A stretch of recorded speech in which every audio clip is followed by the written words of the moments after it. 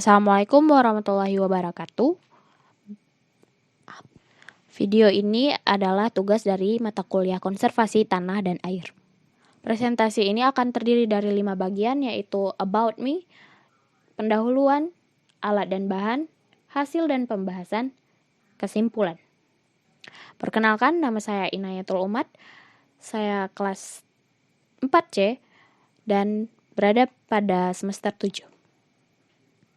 Pengolahan tanah dalam rangka mempersiapkan lahan tanam membutuhkan peralatan untuk memudahkan dalam pengolahan lahan. Tenaga kerja adalah salah satu unsur penentu terutama bagi usaha tani yang tergantung pada musim.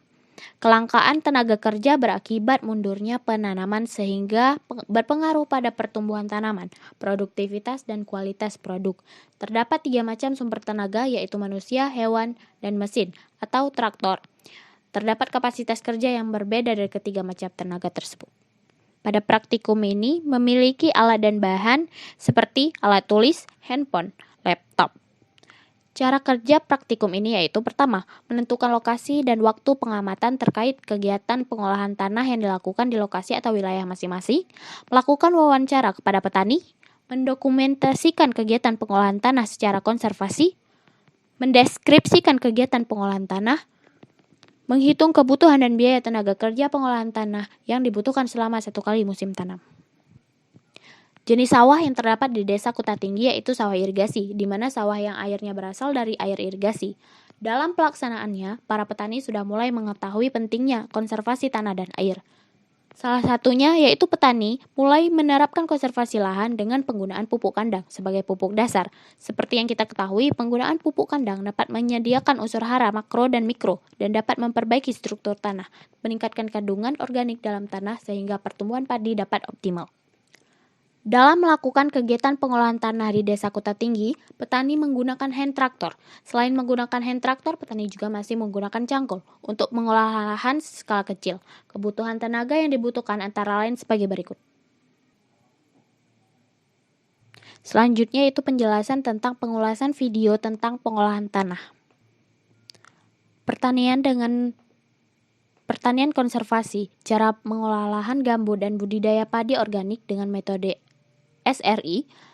Ketiga video tersebut menggambarkan betapa pentingnya kegiatan konservasi tanah dan air untuk kegiatan pertanian, seperti yang terdapat pada video yang pertama yang menceritakan tentang petani di Desa Sekaroh, Kecamatan Jeroan, Lombok Timur, Nusa Tenggara Barat, sangat merasakan dampaknya dengan penerapan sistem konservasi ini. Kemudian di video kedua menceritakan tentang petani yang mampu mengolah lahan gambut dengan baik untuk menjawab pandangan banyak orang mengenai lahan gambut tidak bisa ditanami, dan video ketiga menceritakan sistem budidaya padi organik menggunakan metode SRI yang sudah berjalan sangat baik di Munduk Cemeng dan Munduk Mumbul, Subah, Sangeh, Bali.